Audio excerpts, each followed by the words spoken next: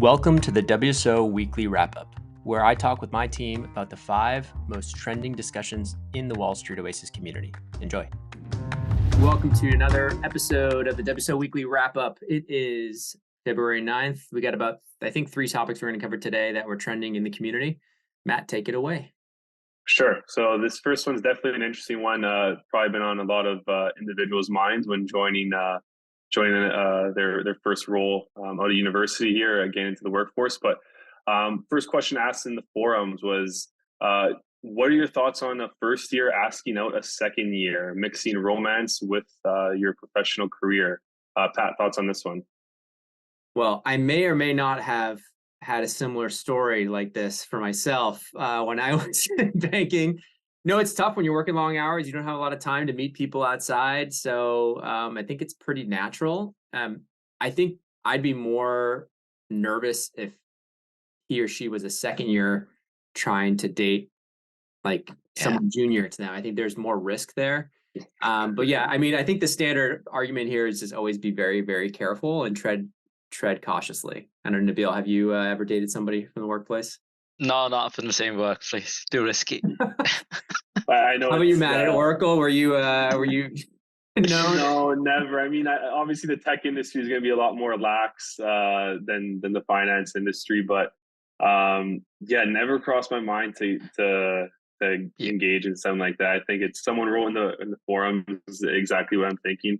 Don't shit where you eat, and I think that could be applied in a lot of different places. But I, from my understanding, I think some firms actually have like internal policies around that, if I'm not mistaken, right, where they don't allow relationships. I mean, it's obviously or you're supposed to disclose it. It doesn't stop it. I mean, it's super common, especially in like careers where you're spending 80 hours a week, like in the same office, and late nights, and you're exhausted. You're not going out to a bar after. So some people do end up in those relationships. I know just from my analyst class alone, like I think one of the female analysts ended up starting dating like an MD or a director at the time, and that was awkward. Oh wow! Yeah, he was bold to do that, and then and let's just say there was some other stuff going on. But yeah, I think if you're gonna do it, you gotta be 100%, take it 100% serious. You can't kind of do it half-assed because you just open the doors to too many issues in the future. A lot of guys think they can keep it under control and it'll be cool and everyone's cool, and then until it's not cool. Until either he or she wants you to stop, like advance or other person until the next analyst class comes in next summer. It feels like college, university all over again, right? Mm-hmm. That's what it is. So yeah, I think just some other responses that we saw there. Definitely, if you are going to try to engage in a relationship, I found this one funny. Don't flirt through work channels. So definitely don't do it on Slack, Teams, or email. I guess if you're going to try to do something like this, go grab a coffee at the same time in the kitchen at the office. Maybe go grab lunch together. But if you're sending emails across to one another, I think that's just, again, the recipe for disaster there. You're literally having everything written in stone, I guess, so to speak, so the organization can see, because they're monitoring everything. Yeah, assume HR is just reading all of your emails, basically. Is always good advice. Even if you're writing on your work computer, even in your personal email, they could be tracking your keystrokes and stuff like that. So just assume that they are. Yeah. So better to keep it on a personal phone, maybe WhatsApp or something like that, or a burner phone. Yeah, exactly. Definitely a funny one. But yeah, next topic up here, another great, interesting topic, nonetheless, right up the alley of Wall Street Oasis here. What are the odds of a banker coming from a non-target school making it to a PE giant such as the Apollos of the world or the KKRs of the world? I know you spent some time in banking, made the jump to PE. Any insight onto that? What do the odds look like for someone to make that jump nowadays? I think the odds are pretty tough, and you see this play out in our university statistics in private equity. You'll notice that like certain banks pull from certain target universities, and it's broadened over the last like decade. So like banks are actually much more open to pulling kids from like really top state school finance programs, and even like the top banks are really pulling more and more from there. But you still see a little bit of like the undergrad prestige of your institution matter in the private equity recruiting, and you still see a skew heavily towards like the Ivies and the top targets. That being said, like it is, I think, opening up more since, just naturally the feeders from banks are opening up more. So yeah, I think it's hard, but I never say anything's impossible. Like if, people were talking about like ACT scores, that doesn't really matter so much. It's really your deal experience. The bigger problem now is because recruiting happens almost right after you hit the desk. A lot of the PE firms are kind of just using school GPA still, and like what bank you ended up getting into as the proxy of whether you're going to be a good PE associate or not, which kind of sucks. It's bullshit, but it's kind of the easier way. And then the recruiters use the same proxies. So it's kind of tough. It's interesting. I guess, well, what we saw from the industry the past few years is it looks like, a lot of the middle market shops, boutique shops are struggling for talent, but it seems like it's all stemming from the bulge brackets. I guess they're still getting their ways with who they want. Yeah. But it's been interesting that it doesn't seem like they budge too much in terms of maybe, especially like the KKRs of the world, maybe grabbing people from those non-traditional backgrounds. And I guess it's just still because there's still, demand for people that want to go into those roles in PE, and naturally at those larger firms, maybe they're hiring quite a bit, but that demand's still being filled by the students and the people that want to make it in there. Right. So they haven't really adjusted too much, but I think that's being really seen across like some great middle market shops. I think have definitely opened their doors to some more people from non-traditional. It's happening at the mega funds too. It's just it's not as pronounced as the banks. So like it's a little bit slower. There's kids from non-targets with low GPAs breaking into mega funds. Sure. It's just more like the exception than the rule. It's really hard, and you got to kind of, like somebody said in the forums, you got to kind of know somebody. You have to have connections, or like if you're not in LevFin or sponsors at like B of A or Citi, it's going to be tough to break into like KKR or Apollo and those groups. So yeah, it's tough. I see. Interesting. And Nabil, any thoughts out of you on this one here? Not really. Because I didn't go that route, right? Banking, private equity. Well, yeah, Pat, here I have a question for you on this topic before we move off it here. Is it really worth it to make the jump to like the Apollos of the world, KKRs, or do you think there's still great opportunities at these middle market shops? Maybe salaries might not be the exact same, but in terms of even just like exit ops out of PE, then do these names really still, are they that important to get at for like the Apollos, KKRs of the world, or? I think it looks really good. Super impressive if you're at the top shops. I think they're definitely more of a banking 2.0 scenario where you're still going to be a cog in the wheel and working super long hours, and the expectations are super high. You're going to be paid really well. I mean, upwards of, I think some of them guarantee like almost 400,000 for like, so it's just like, something crazy. But like it's a lot of people are churning out of that job in a year and a half, 2 years, and they just, they never want to go back, or they end up going downstream to where there's a little bit more work life eventually. Because imagine doing like 2 full years of banking at a sweaty shop, and then you get to like PE, you're getting paid a lot, probably saving a lot too because you have no time to spend. Yeah. Well, it depends where you're living, right? Depends if you're living in NYC, you got a big rent bill to pay every month.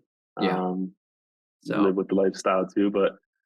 It's interesting. I guess sign away 5 years of your life for the money, but then you miss out on a lot of the things that you could have done as a younger individual, right? You don't get time back. So yeah, half of your 20s is gone by the time you finish that. I mean, it does set you up nicely, but it's not like if you go to a great middle market or upper middle market fund, a lot of the same opportunities are still there. I think it's at that point, it's going to be really about like how good you are about running a process, about can you run diligence? Because the size of the deals doesn't matter as much as the reps you're getting.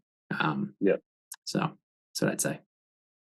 Interesting insight. Well, right. We'll move on to the last one here. This one's actually one that I find interesting because I personally dislike dealing with people that don't have social skills, especially coming from a sales background. I enjoy speaking with people all the time. Find it incredibly difficult to talk with people that don't have social skills, or at least up to par with the average. So one of the topics that we saw in the forums was how to deal with an associate with zero social skills. Nabil, you want to handle this one here?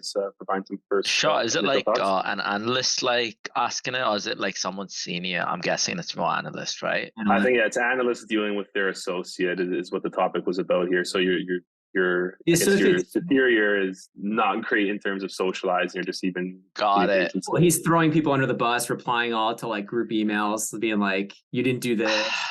that just Making them sucks. look Like bad that's on just purpose. how. I mean, you can't. What can you really do? Like, you can't just be like, I guess, go out and like try to respond the same way. It just doesn't come off well, right? I guess you just gotta be good at. I mean, take it, but like handle it like in a nice way so it doesn't look bad.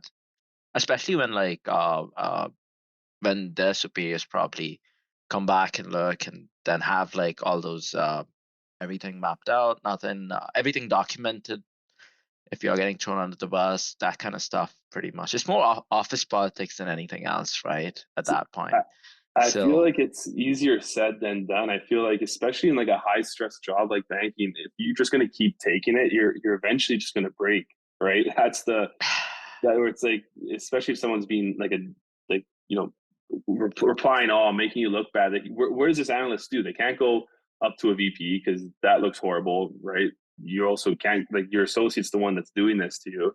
If you want to get promoted, you have to kind of, stay calm, do your job, just let it kind of brush over your shoulder. But I could just see how it's, eventually you're going to crack. If I have high stress job. I have advice for this on how to handle this. So, I was in a pretty similar situation with an associate that was pretty bad. It wasn't that they were throwing under the bus, but it was more like they would just push all the work down and then leave, and so there was no guidance. And you say you can't work, you can't talk to a VP. I disagree. I think you can talk to a VP. And I think in these cases, like when they start realizing that you're doing all the work, it doesn't mean you're not keeping them in the loop, the associate rather, but it becomes pretty obvious. If it's more like just being someone who's super brash and like making you look bad, guess what? The VPs and MDs are not stupid. They probably realize this person's super brash, and they've probably done it to other analysts before.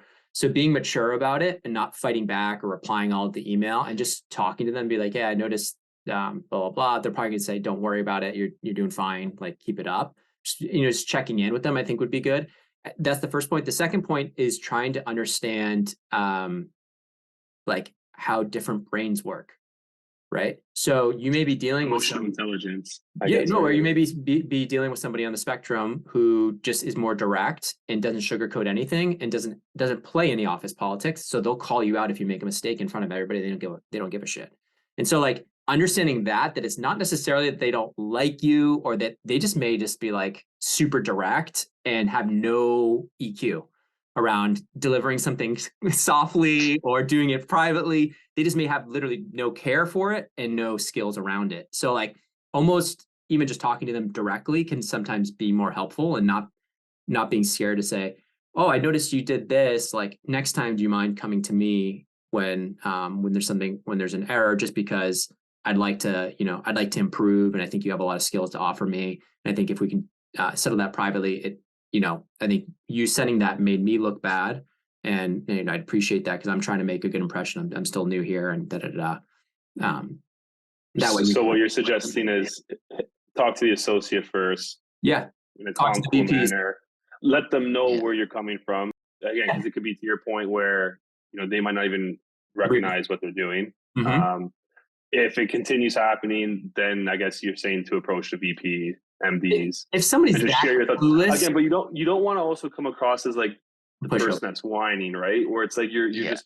So it's like if you're gonna do this, you do it in a calm manner. Make sure you're in a good headspace. You're not like coming off of like he or she just ticked you off, and now you're running there and you're all heated, or it's more, if anything, let a few days pass, go to them like in a very calm manner, and just, I guess, explain what you dislike about what's going on, and ask for their feedback. Also, I think would probably be important too. Yeah. To the VP or the MD, like, how do I go about handling this situation? Mm-hmm. Rather than maybe asking them to handle it. That's probably not something they want to do because they don't want to deal with what they would maybe think is like just childish politics. So it's maybe just like, how would you suggest I go about handling this? Because at the end of the day, it's something that you're going to have to fix. It shouldn't be something that they do. Your EQ has to be good enough to know the type of person you're dealing with, whether it's a narcissistic, crazy, political, like backstabbing person, or whether it's a person who's just like not neurotypical and is like super awkward and has no EQ. Like it's kind of a different approach. If the person's really trying to just sabotage and is really just a narcissist, then like you got to be a little bit more aggressive, and you having a direct conversation with them isn't going to change what they're going to do. They're going to keep doing it, and it's going to be tough. It's going to be tough. And other things like networking, right? With everyone, like making sure like everyone knows you're like working hard and that kind of stuff. If you have that impression from the get-go, I don't think it becomes a big problem anyway, especially with the seniors. So it's tough. Yeah. The associate I was talking about got fired within 6 months. Oh wow. Yeah, I mean, usually reputation kind of goes around. When you're ducking out at 5 o'clock to go to the gym for 2.5 hours every day. Well, that's almost like the guy that we spoke about a few weeks ago that ran off to the craps tables in Vegas, right? that was even worse. That was like his buddy got him the job and he just takes off. I don't know. That's pretty bad. That's crazy. Well, the guy that got fired as the associate you referred to, was that at your Rothschild days, or was that Rothschild? Yeah, the guy was a HBS grad, and I came in. I think it's tough for post-MBA associates who don't have banking experience before.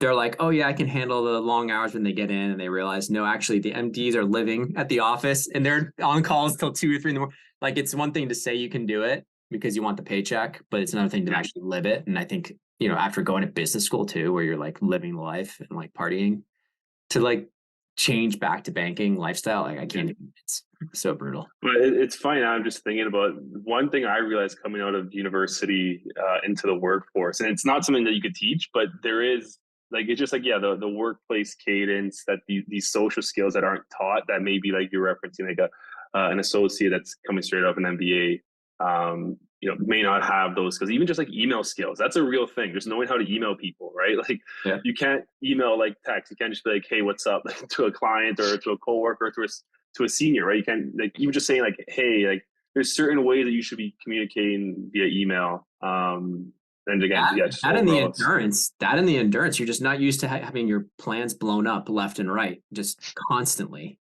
So like you had like 2 years of like traveling, vacation, parties with friends, and then like suddenly you're like, no, you're locked in this office for like 18 hours a day. Good luck. Yeah, like that transition's really I actually just funny enough, just because we're coming up on it, about your plans getting blown up. I had a buddy of mine, this happened to him last year, Valentine's Day coming up.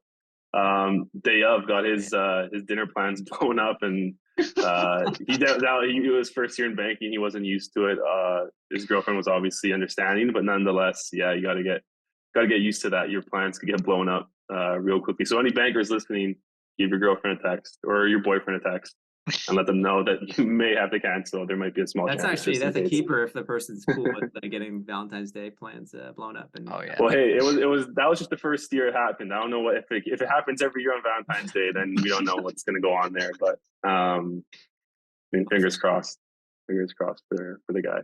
But anyways, just found this one an interesting one. And I guess I would say, if the person that wrote this on the forum, hopefully you're listening, because there's some good insight there from Pat and Nabil on how to handle this. But I think that we'll call it for this week, guys. It was a great conversation, these 3 topics, and we'll look back to chime in with everyone next Thursday. And thanks to you, my listeners at Wall Street Oasis. If you have any suggestions whatsoever, please don't hesitate to send them my way, Patrick@wallstreetoasis.com. Until next time.